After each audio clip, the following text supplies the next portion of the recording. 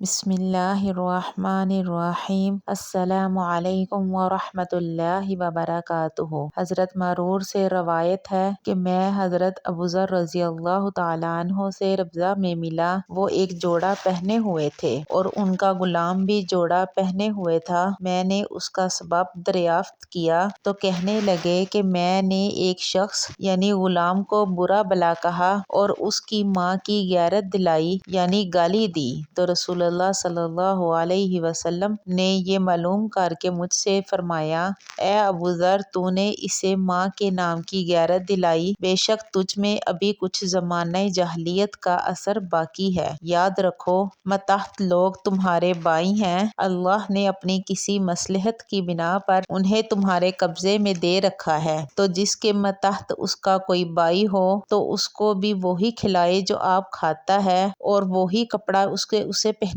جو آپ پہنتا ہے، اور ان کو اتنے کام کی تکلیف نہ دو کہ ان کے لیے مشکل ہو جائے، اور اگر کوئی سخت کام ڈالو تو تم خود بھی ان کی مدد کرو۔ اگر آپ کو میری ویڈیو اچھی لگی ہو تو لائک کر کے صدقہ جاریہ سمجھ کر شیئر کر دیں۔ جزاکم اللہ خیر و احسن الجزاء فی الدارین۔